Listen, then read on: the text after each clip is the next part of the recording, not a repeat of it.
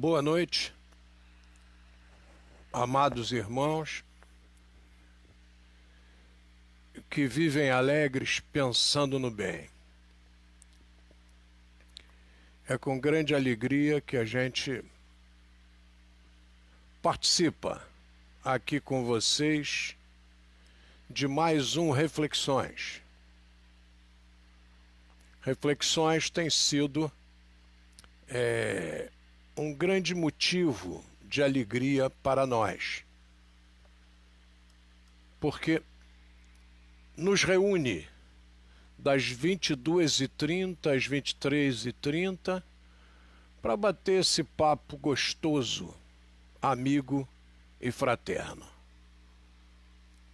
Um grande abraço ao nosso Geraldo dos Santos Gomes, sempre firme.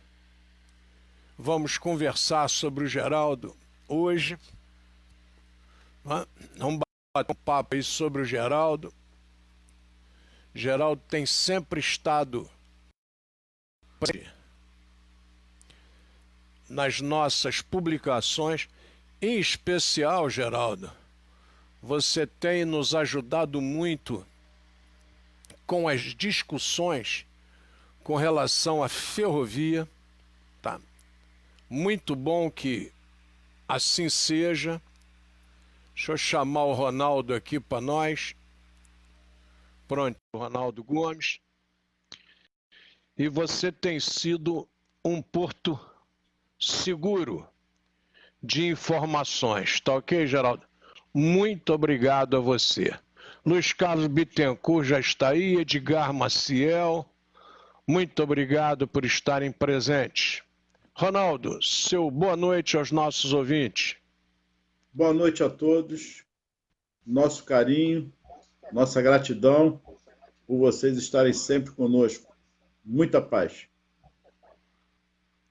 É isso aí, meu jovem. Vamos em frente. É uma alegria muito grande. A gente está fazendo sempre esse trabalho aqui nesse horário. Sarinha Freitas, obrigado por já estar aí conosco. Vamos em frente.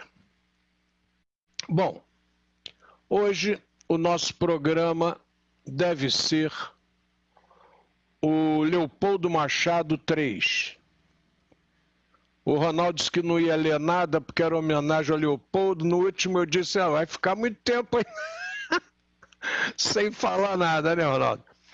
Porque o Leopoldo, ele merece que a gente tenha esse tipo de observação com relação a ele.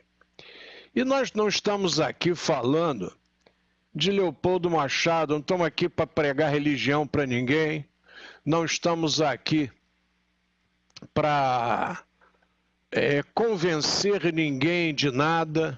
Marcelo Oliveira, lá de Matinhas Barbosa, um abraço, Marcelo. Ana Seixas, grande abraço. Nós não estamos aqui para canonizar ninguém, nós estamos aqui para falar de vida, de jornada de trabalho. Não é isso, Rosane Ribeiro, Sandro Alves, obrigado. Nós estamos aqui para isso, né, Ronaldo? Para falar de lição de vida, de como é que as coisas acontecem. Eu estou aqui, ó, com o livro de visitas do Lar de Jesus, aqui, ó. Eu vou ver se vocês vão ler essa assinatura aqui. Será que dá para ler se não tiver invertido, que deve estar? Aqui embaixo, a assinatura é Olide Castro. Olide Castro é o autor da música da Canção da Alegria Cristã. Leopoldo fez a letra, Olide Castro fez a música. Igor Lourenço, grande abraço. Jesus abençoe. Então, o que nos diz aqui o nosso Olide Castro?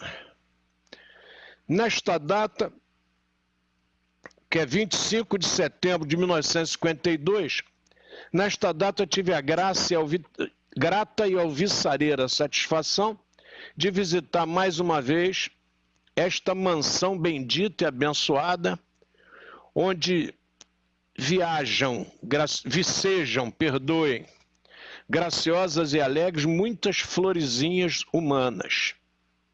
Grande, pois, foi o meu contentamento em verificar o grande desenvolvimento da obra monumental que o dinamismo renovado e empreendedor do professor Leopoldo Machado houve a bom termo, no tipo desta colina admirável e maravilhosa. Quer dizer, a colina ali do K11, o Olho de Cá, elogios. Por que esses elogios são feitos? Vocês acham que o Leopoldo queria saber a religião da criança abrigada? Professora Dulcileia Laporte, obrigado por estar conosco. Professor, também um grande abraço. Aí, será que o professor Leopoldo, quando abrigava uma criança, perguntava qual era a religião? Isso era secundário, gente, isso não interessa. Interessa que aquela criança precisava de abrigo e o professor abrigava. É preciso discutir o professor Leopoldo como uma figura ímpar na sociedade do estado do Rio e, quiçá, brasileira. O professor Leopoldo é alguma coisa à parte. Tal qual a nossa Ruth Santana, aqui do Meier, o professor Leopoldo, tudo que ele recebeu na vida, ele aplicou no Lar de Jesus. Tudo. Hoje o sujeito exibe aí o filme do desfile escolar de Nova Iguaçu, de 7 de setembro de 48. Está lá, Prefeitura de Nova Iguaçu. A Prefeitura entrou com quanto? 0. 0,0. Seu Leopoldo entrou com quanto? 100%. E é fácil provar a vocês. Leopoldo realiza o primeiro congresso de mocidades espíritas, apoiado em todos os momentos pelo Lins de Vasconcelos, apoiado por Ruth Santana, por aquela turma maravilhosa que eu tive o privilégio de escutar os depoimentos lá naquela época. Não havia ainda junção, mas lá nos 50 anos do Congresso. E todo mundo sabe que o cabeça do Congresso foi o professor Leopoldo. Ele que caiu dentro. Então, quando vocês assistirem o filme, saibam que ali tem 100% de recursos do professor Leopoldo. É assim que ele trabalhava.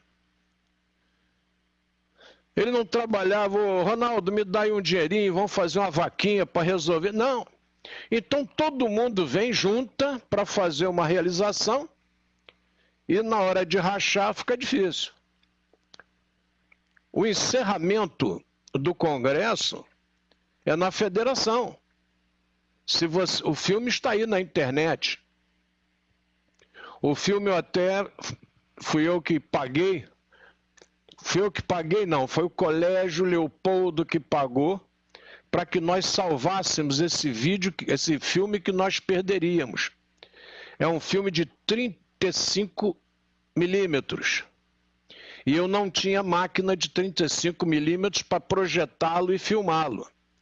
Então eu tive que pagar nos estúdios Casablanca, paguei lá em São Paulo e eles passaram para VT.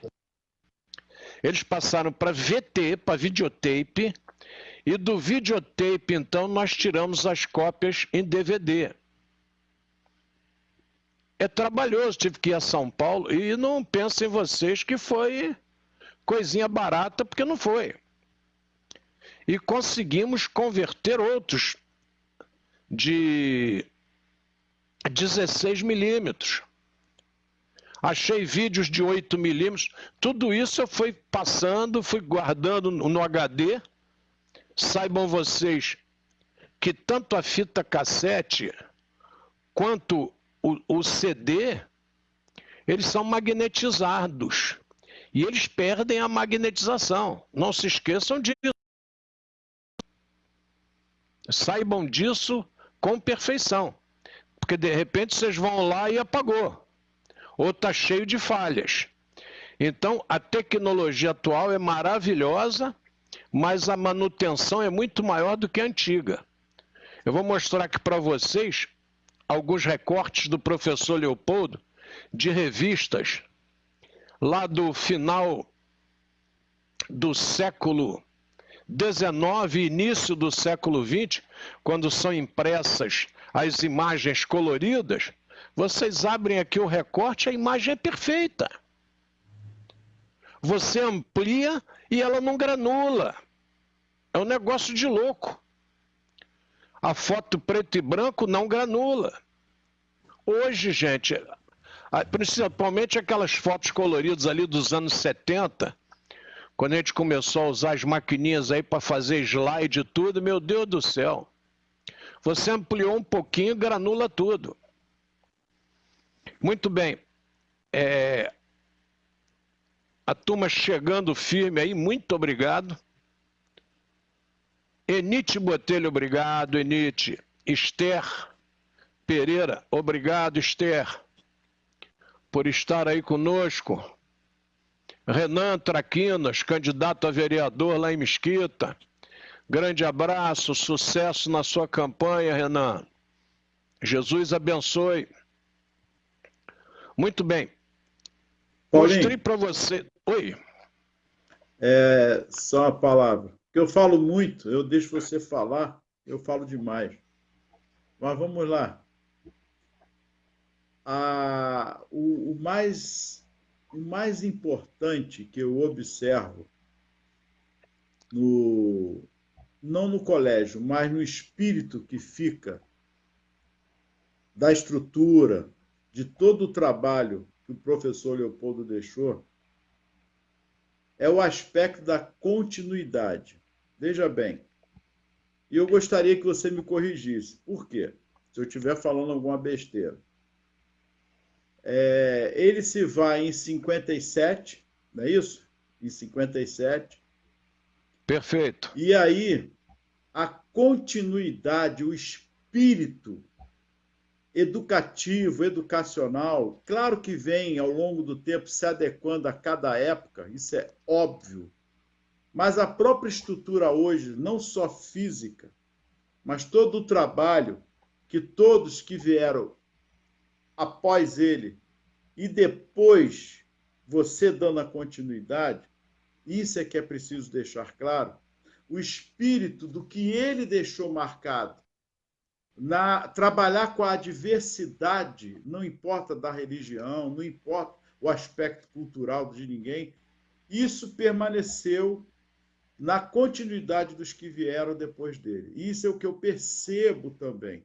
Porque cada um tem a sua maneira de gerir, de ser o gestor, de ser o diretor, de ser o coordenador, mas aquele espírito que ele, professor Leopoldo, deixou, e com os que estavam com ele, porque ele era a figura central, mas toda uma equipe, você já falou de alguns aí, de vários, se for falar de todos, é brincadeira, desde o porteiro até a equipe de apoio, que vieram também depois dele, acaba, o que eu percebo é vestindo aquele espírito educacional, pedagógico, se adequando à realidade de cada época, mas não perdendo o trabalho com a diversidade, sem nenhum cunho religioso. Gente, isso é formidável. Nós estamos falando aqui no Brasil, nós estamos falando lá da Índia com Sai Baba, não. Olha o mesmo espírito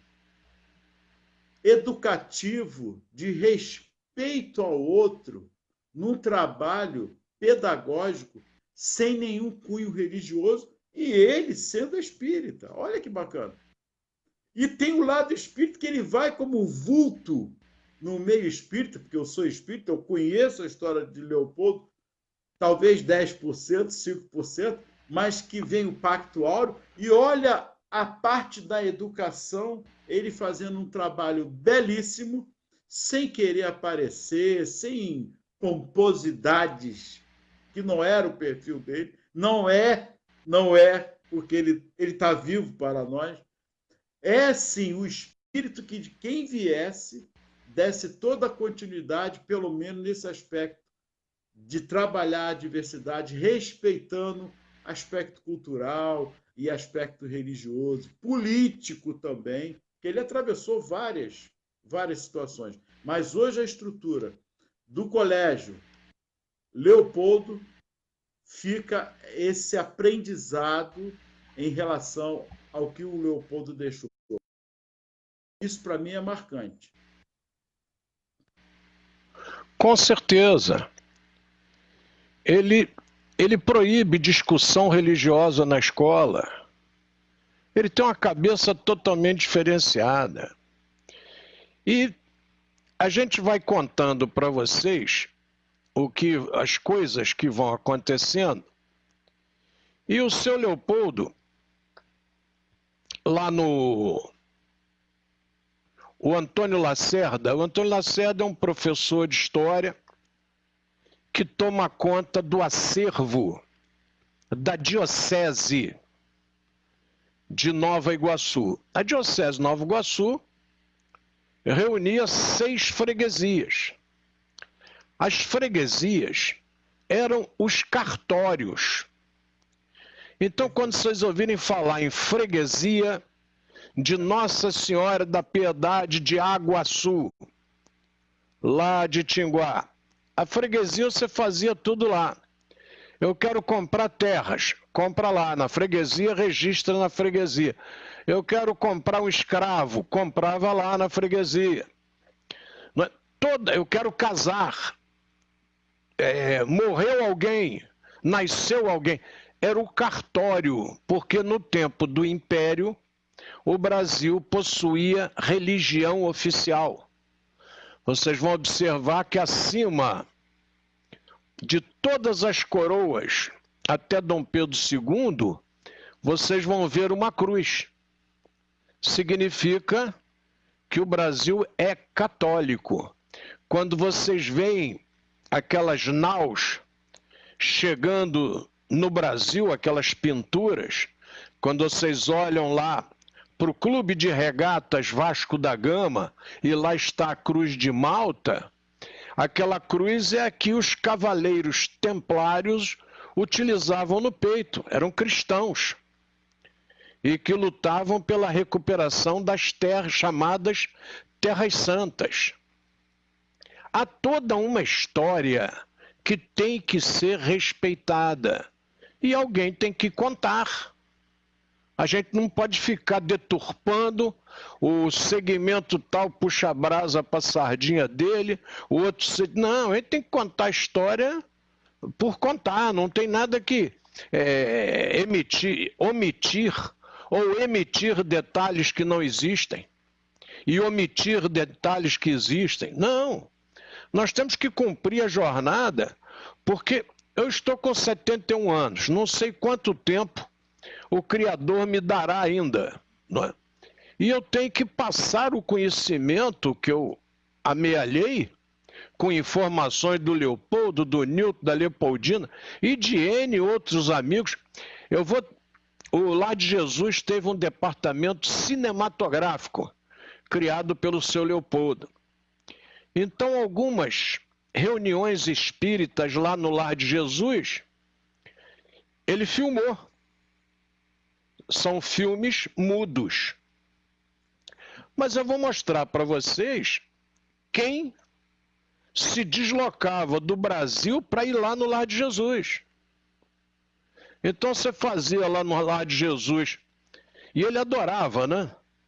Trazia os caravaneiros, arrumava lugar aqui em Nova Iguaçu, e onde, quando não dava, separava um espaço no Lar de Jesus, botava todo mundo lá.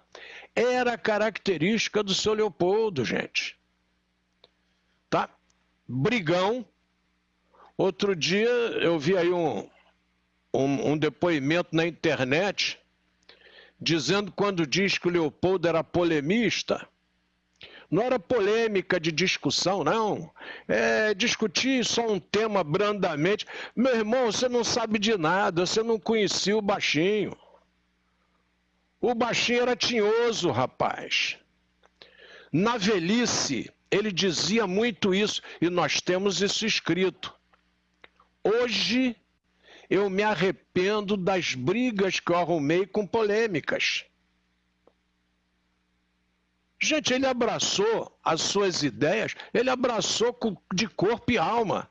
Ele não abraçou de brincadeirinha, não, gente. Ele partiu para dentro, como se diz na gíria. Ele entrou Paulinho, de corpo e alma. Oi.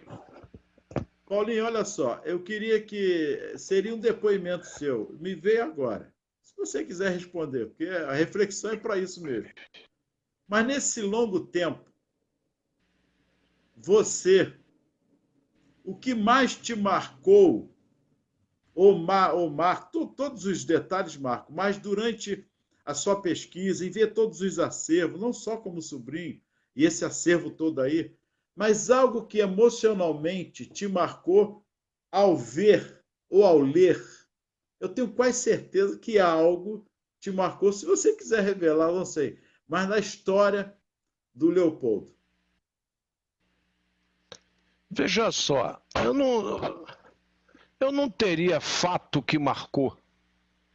Eu teria fatos que marcaram. Eu não tenho um que eu possa pensar para vocês, isso aqui foi diferente. E havia alguém que fazia programas de rádio e que, de repente, começa a fazer certas afirmações que o seu Leopoldo era totalmente contra.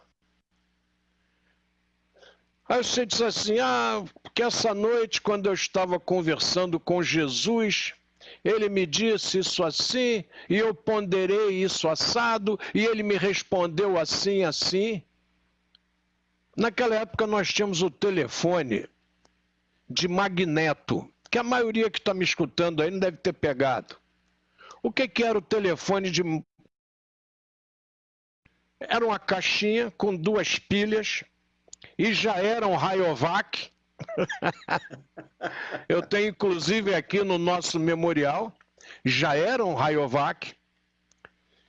E você, para chamar a central, você tocava uma manivela. Aquela manivela gerava um magneto que emitia um sinal. Quando ligava a conversa lá, que era por plugs, aquele plug que a gente chama hoje de banana, né? Aqueles plugs, a telefonista atendia. Telefonista, boa noite. Aí você dizia com que número queria falar. E ela fazia a ligação. A ligação não tinha confidencialidade nenhuma. A telefonista que quisesse ouvir a sua conversa toda, não havia privacidade nenhuma na ligação telefônica. Então, o Leopoldo pedia para ligar, o indivíduo estava no ar. Aí ele mandava avisar para fazer um intervalo e ele dizia, meu irmão, o que é isso? Quem somos nós para estar conversando com Jesus e ele respondendo, batendo papo como se aqui estivesse na mesma esfera? Esse era o raciocínio do seu Leopoldo. Eu não estou aqui discutindo certo ou errado, não estou dizendo que o radialista estava certo, estou dizendo que o Leopoldo estava certo. Não me cabe isso aqui no programa. Mas o que eu quero dizer é que Leopoldo era assim. Então vocês não podem querer que não, ele não polemizava para discutir, não. Não, era para discutir mesmo. E aqui em Nova Iguaçu, quando ele arruma uma discussão seríssima com o Padre João, essa história. O Padre João cria aqui em Nova Iguaçu o Colégio das Irmãs. Isso é documento. Quem me deu esse documento foi Antônio Lacerda. Esse documento eu afixei na página do Colégio Leopoldo. www.colégioleopoldo.org.br. Quem desejar vai lá e vai ler a carta do Padre João. A carta do Padre João tem alguns erros, claro. Tá? Ele diz que, a época ele diz que chegou aqui e que o Colégio Leopoldo já existiu, o Colégio Leopoldo não existia ainda. Então o Padre João ali, o Padre João, só esclarecendo a vocês, o Padre João era um capelão da Primeira Guerra Mundial. Então ele não fez estudos para se tornar padre. Tá? Era um capelão da Primeira Guerra Mundial. Homem rude, homem de poucos conhecimentos, mas era um homem dedicado à sua religião, com a mesma fé, talvez, ou muito semelhante que a de Leopoldo com a sua. Um de um lado, outro do outro. O Manhãzinho, certa vez, fazendo um relato sobre o debate lá nos Filhos de Iguaçu, sobre espiritismo e catolicismo, ele, no seu relato, que também está lá na página www.colégioleopoldo.org.br. É bom que vocês consultem, porque tudo que eu falo eu documento e disponibilizo para todo mundo. O indivíduo que fala inverdades por aí, fala porque quer, porque eu disponibilizo os documentos. Aí o Manhãzinho diz assim, Manhãzinho é filho do Dr. Manhães. Dr. Manhães era um médico em Nova Iguaçu. Também tinha uma linha declarada contra o fascismo em Nova Iguaçu. E o fascismo, bem como o nazismo, era representado pelos integralistas, os chamados galinhas verdes. Outro dia eu assisti um especial da Globo e eu tive o privilégio de conversar com vários ex-integralistas. Vários. Não conversei com um só, não. Conversei com vários, conheci vários.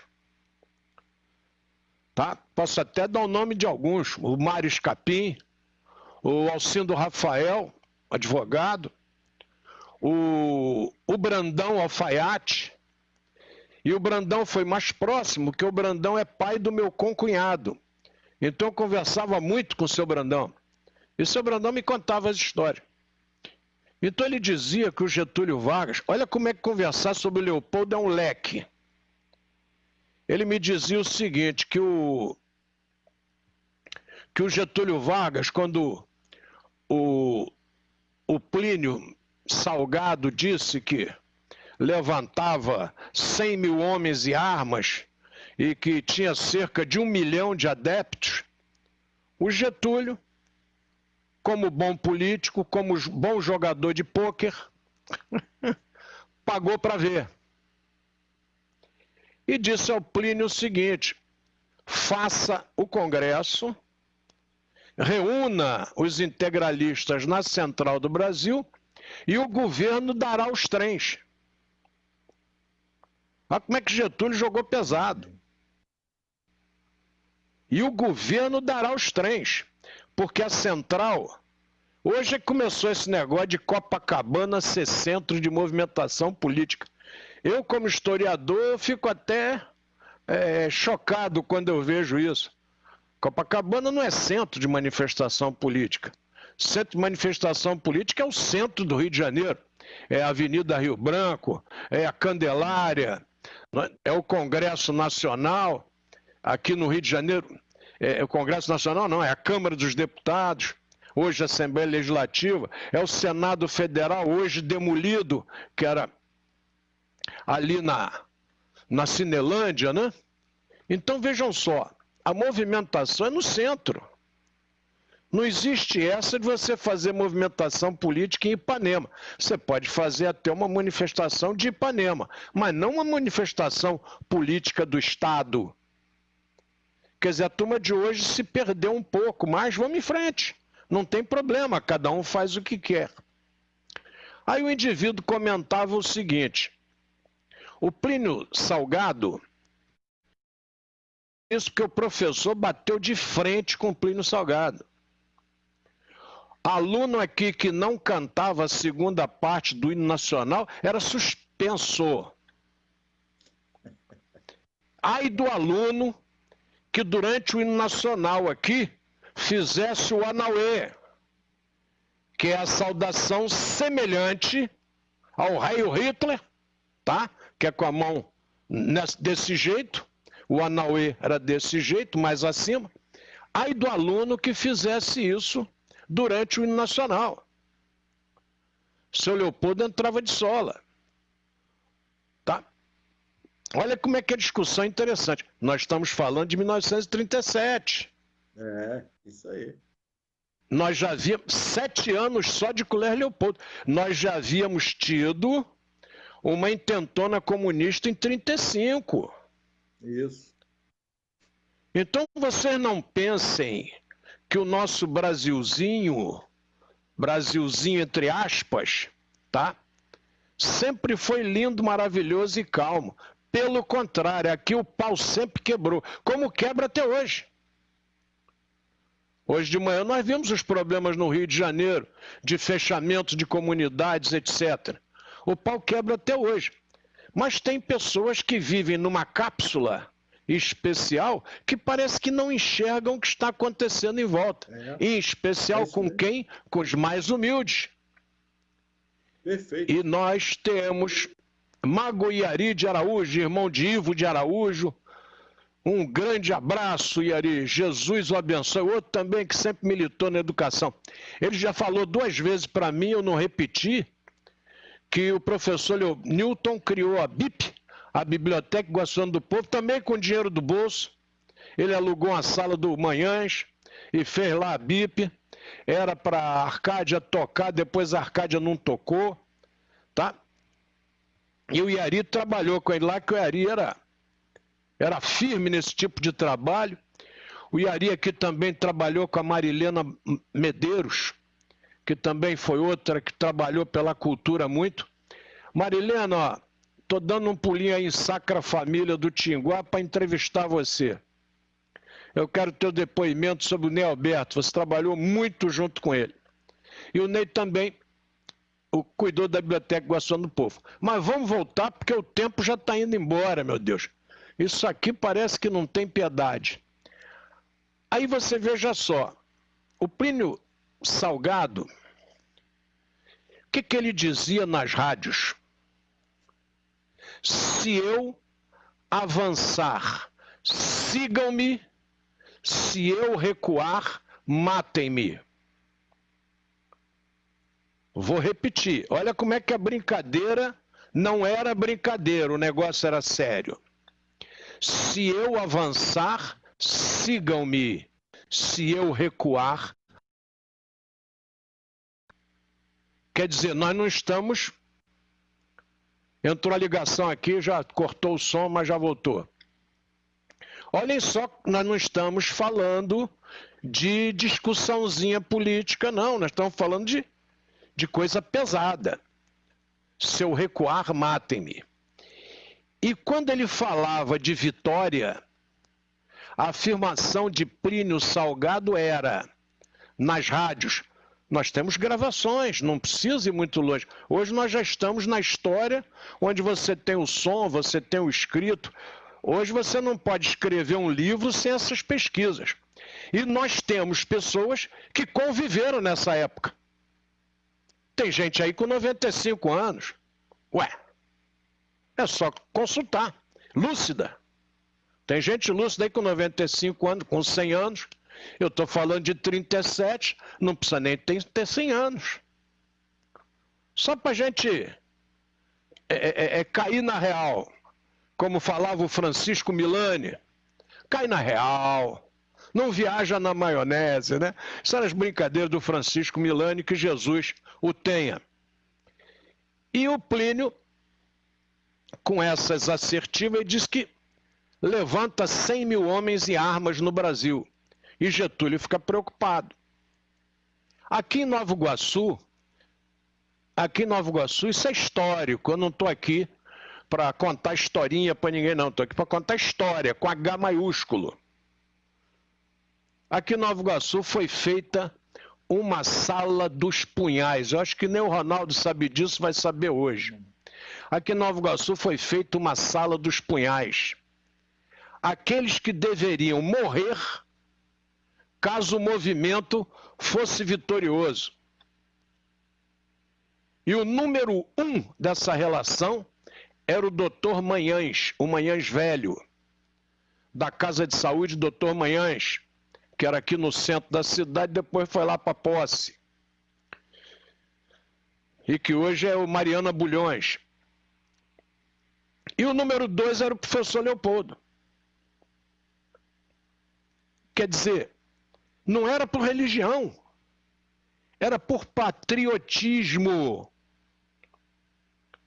Vou repetir, não era por religião, era por patriotismo. Aí esses amigos que nós tivemos, eu citei alguns nomes aí, tem um montão, eu citei alguns.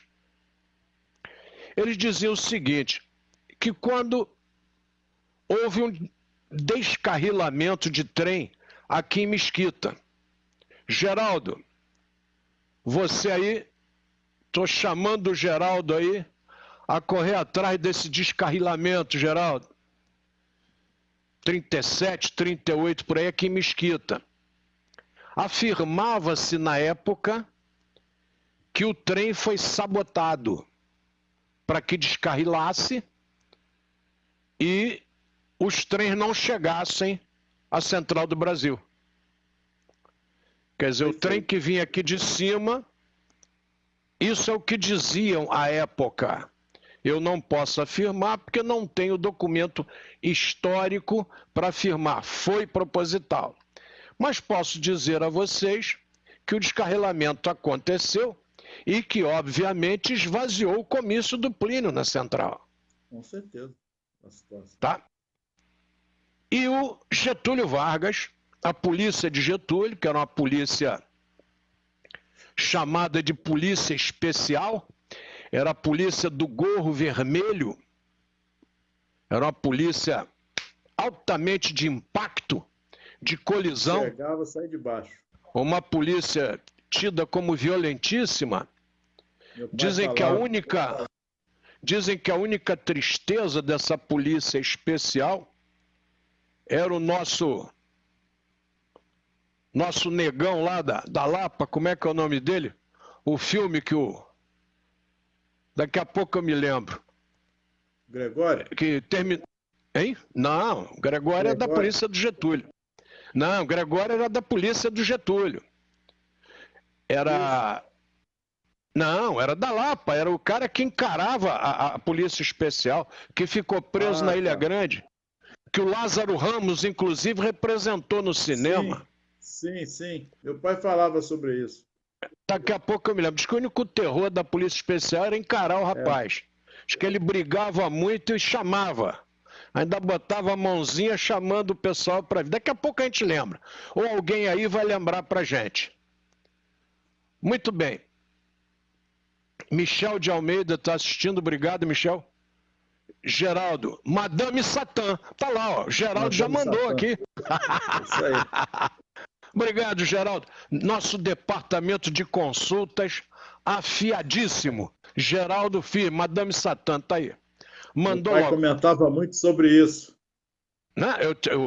Eu tive um irmão de criação, por nome Allan Kardec Batista, que filho da dona Ritinha, que era parenta do meu tio e da minha mãe, e ele era policial militar e serviu na Ilha Grande. E ele que me contou sobre o final de vida de Madame Satã. Tá? Ele dizia que... ele dizia que ele cumpriu pena na Ilha Grande e não saiu mais da Ilha Grande. Então que às vezes ele estava de serviço lá na guarita, no presídio antigo da Ilha Grande, e chegava lá Madame Satã com a comida que tinha feita e dava comida para todos os guardas. Quer dizer, ele mesmo cumprindo pena, ele não quis sair mais da Ilha Grande, achou aquilo paraíso. Né? É muito interessante que eu conte isso para vocês mais novos, porque isso é história. E às vezes vocês pegam um livro e o livro conta uma história que o cara imaginou e que não bate com a realidade. Olha as palavras do Seu Brandão. Ele disse assim, e lá, quando os trens não chegaram, a polícia do Getúlio prendeu todo mundo e mandou todo mundo ficar agachado. Quer dizer, se alguém levantasse para correr, a polícia veria. Então, todo mundo agachado com a mão na cabeça. E aquele montão de gente agachado com a mão na cabeça recebeu o apelido dos jornais de galinhas verdes. Aquele pessoal agachado. Isso é testemunho de época. De quem, inclusive, estava lá. Eu estou conversando com você, Ronaldo, com quem, inclusive, estava lá. Então você vai conversando com essa velha guarda. Um conselho que eu dou a vocês, mais jovens. Tem um avô para conversar? Conversa com o avô. Não percam esse testemunho vivo, não. Eu me arrependo de tanta coisa que eu não fiz. Tá? Por exemplo, Nova Iguaçu aqui teve o Carlos Marques Rolo.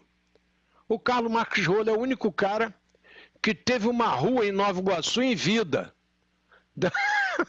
Deram uma rua Carlos Marques Rolo em vida para ele. Pelo trabalho que ele fez aqui no transporte da Evanil. E eu fiquei de entrevistar o Rolo, e o tempo passou e o Rolo foi embora e eu não entrevistei. Batista. Faz falta.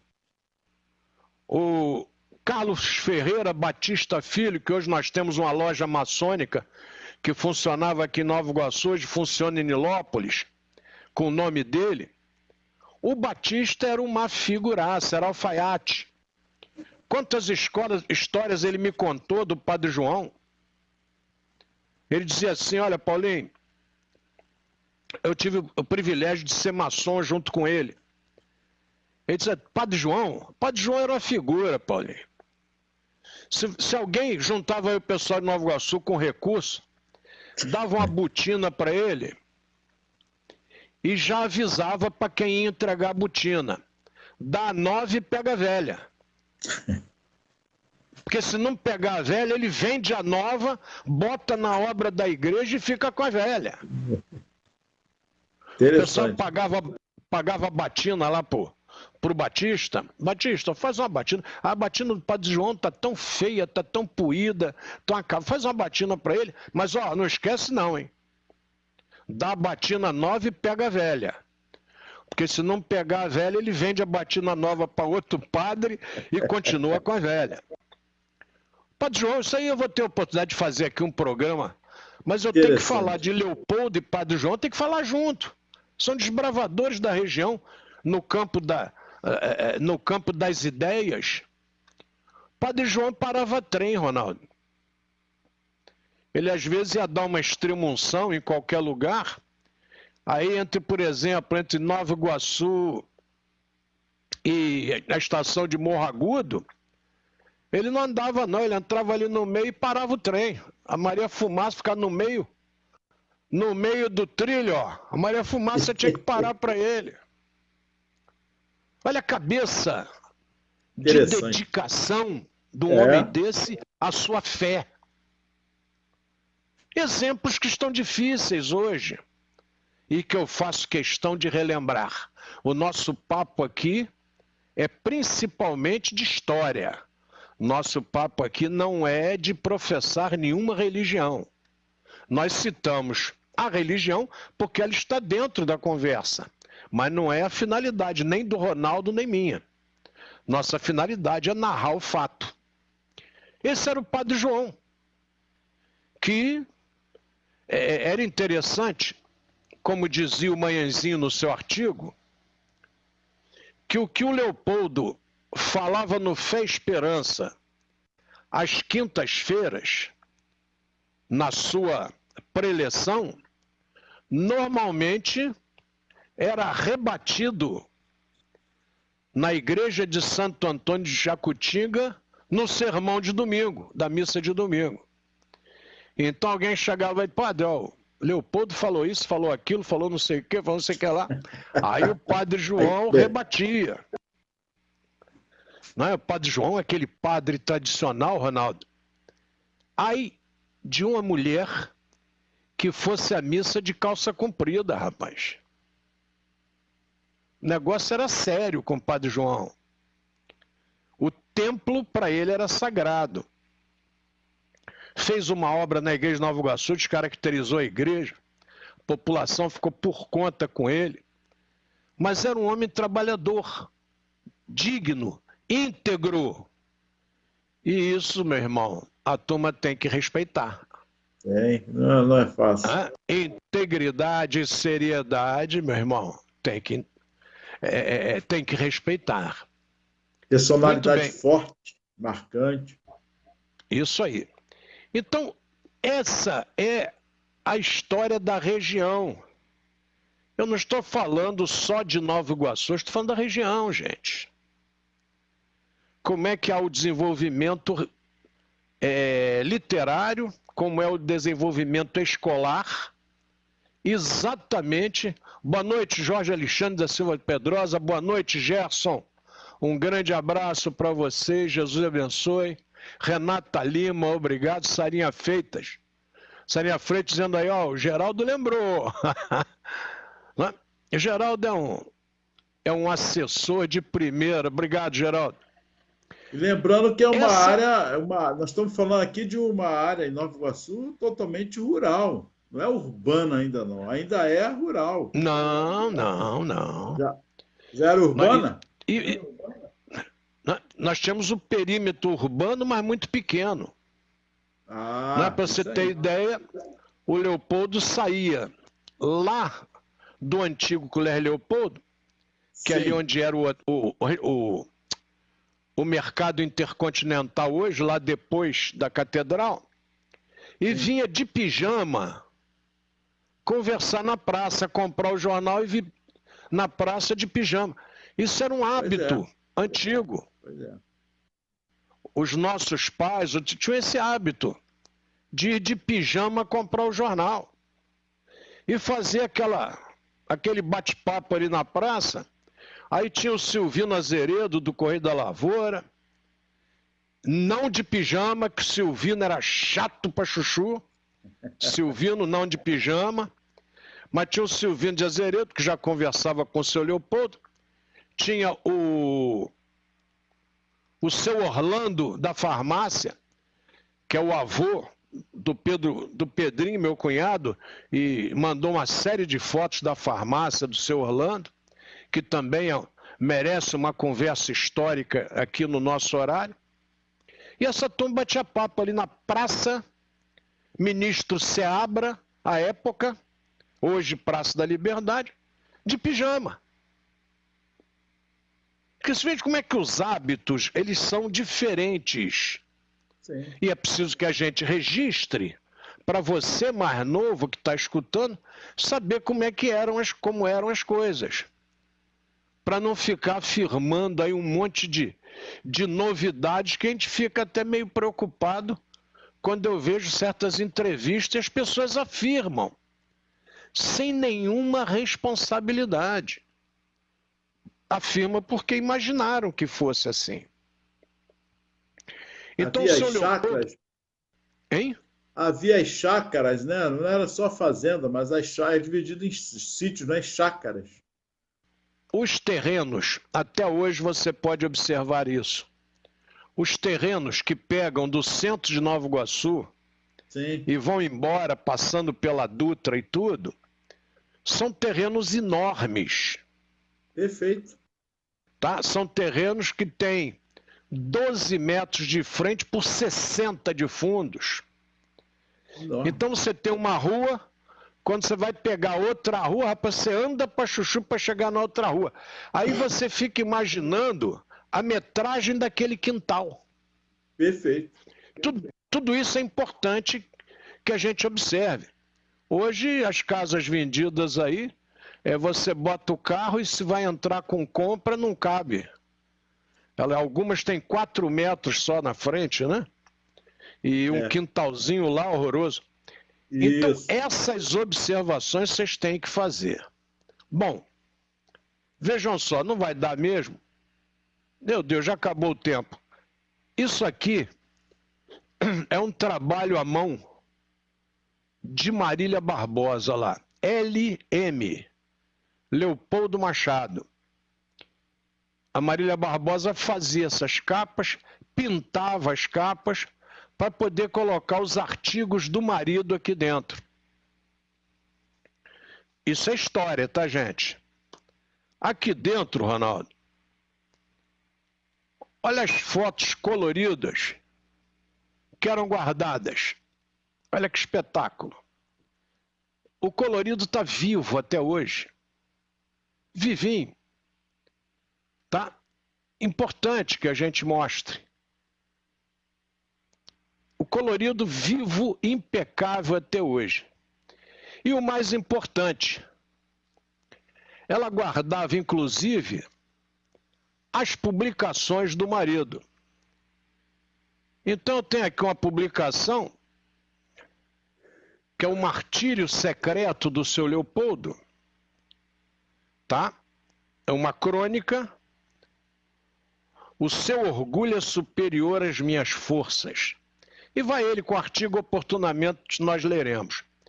E publicado no A Ideia, lá na Bahia. A foto do Leopoldo novinho, impresso na Ideia, lá está lá o nome, tá? Sim.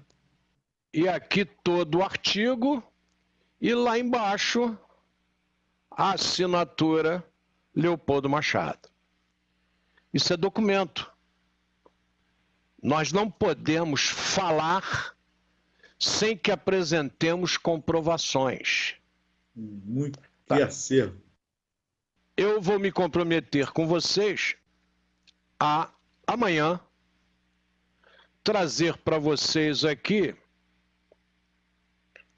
algumas coisas diferenciadas do seu Leopoldo, inclusive poesias, onde seu Leopoldo assinava com vários pseudônimos, que é uma novidade para muita gente. Leopoldo assinava isso, medito por ele e pela irmã dele, que é minha mãe. Então ele assinava como Joville Olivier,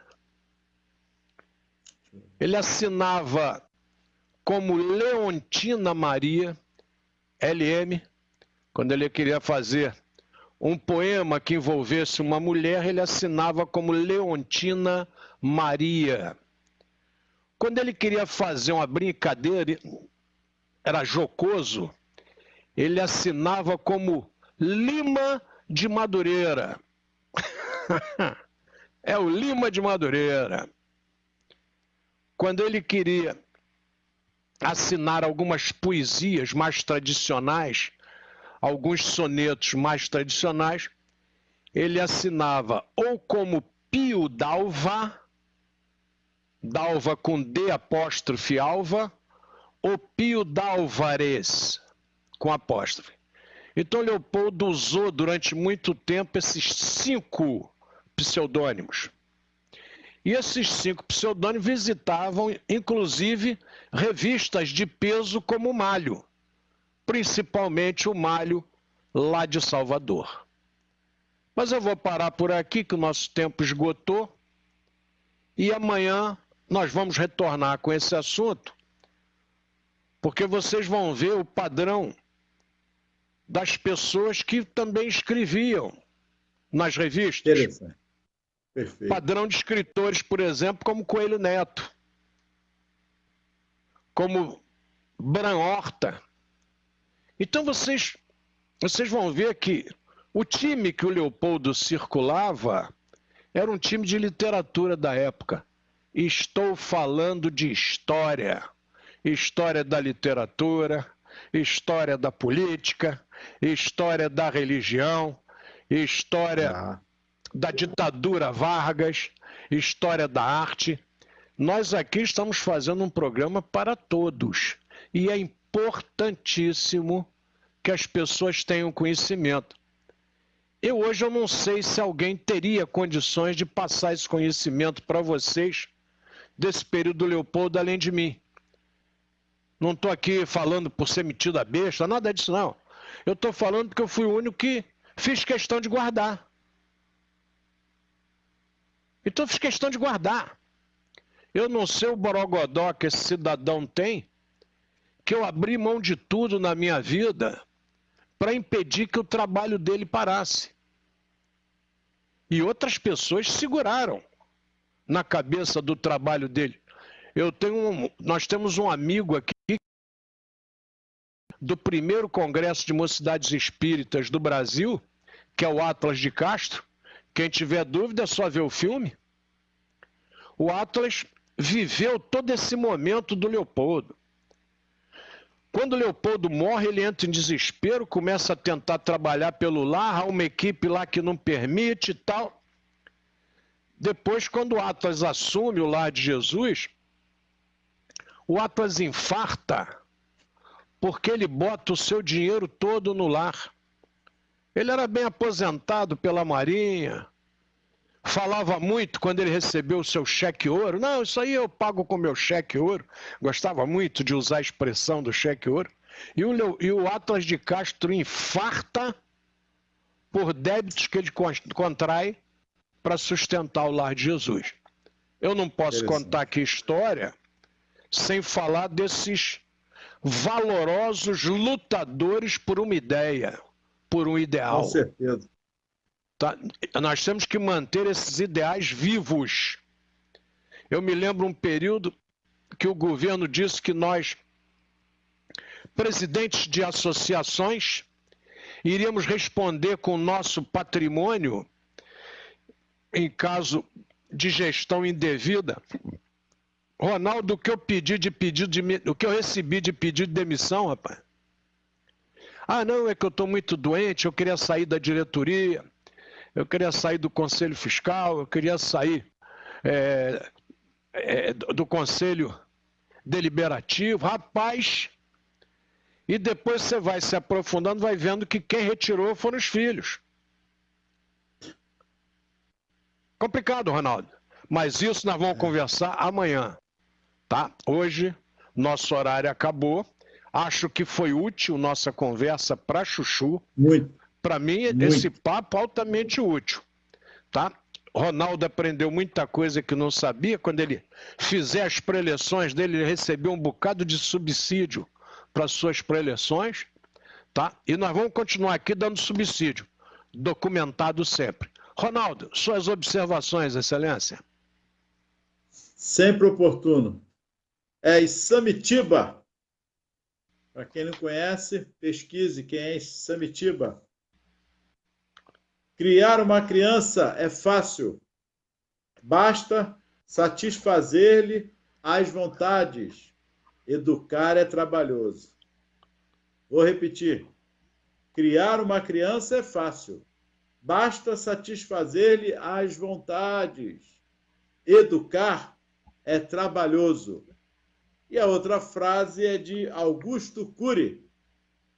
Educar é semear com sabedoria e colher com paciência. Educar é semear com sabedoria e colher com paciência. Muita paz, que Jesus os abençoe pelo carinho e atenção.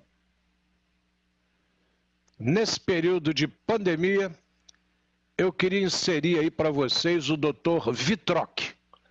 Dr. Vitroc é o primeiro indivíduo que fez o Guia das Mães. Então, como é que a mãe cuidava dos seus filhos desde pequeno, desde antes do parto. O Guia das Mães do Dr. Vitroc ainda existe, muito embora ele já tenha passado para o outro lado. E depois entrou o Guia das Mães do Rinaldo Delamare, que também muitos pais se seguiram em cima. Era até um presente que a gente dava muito. Muito bem. Eu vou deixar para vocês nesse período de pandemia, principalmente, não se esqueçam, Dr. Vitroc deixa para nós a primeira assertiva: educar é criar hábitos. Fiquem com Deus e até amanhã com mais um Reflexões. Que Jesus os abençoe. Não se esquecendo de orar, vigiar e os cuidados necessários. Muito.